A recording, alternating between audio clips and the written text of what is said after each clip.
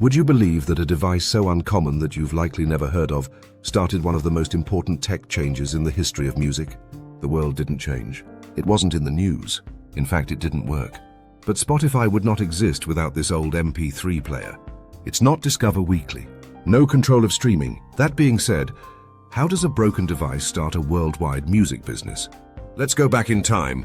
The music business was a war zone in the early 2000s. The recording business was losing billions of dollars because of piracy.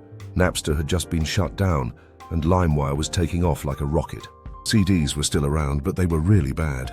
Legal choices for digital stuff? Almost nothing at all. As Apple changed the game with the iPod and iTunes, something else was happening in Sweden that was very different. A small tech company called Telia, yes, a telecom business, decided to try something new. They planned to offer a music service along with their internet. Think of it as a simple Spotify merged with Apple Music. But there was a catch. They needed tools to make it work. Something smooth, something Swedish.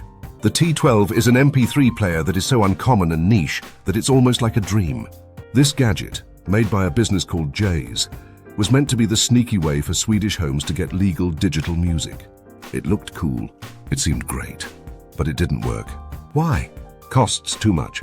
Not a lot of space. And the platform it used, Telia's music service, was broken, slow, and didn't work with big labels. The T12 was dead in a few months.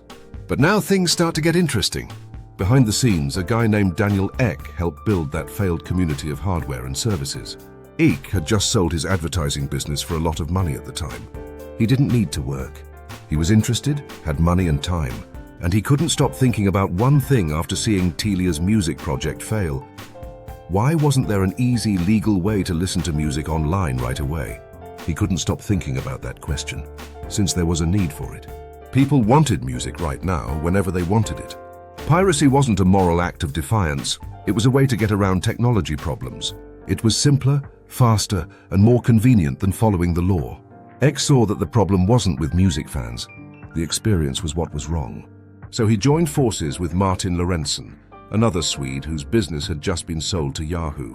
The two of them began creating something that would feel like stealing, but follow all the rules. Something that works faster than iTunes. It's simpler than downloading. It's smarter than the radio. And then Spotify came along in 2008. But take a moment to think about this.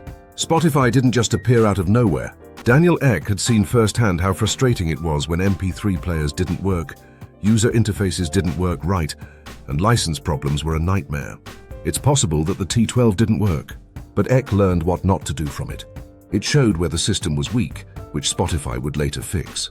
The fact is that not many people probably used that failed MP3 player. It failed though, which set off the chain of events that led to 600 million Spotify users in just 20 years. Today, Spotify is more than just a music app. It's changed the way we listen to music, podcasts, and even audiobooks. But it all began with a fail. A broken piece of metal, a music service that was lost.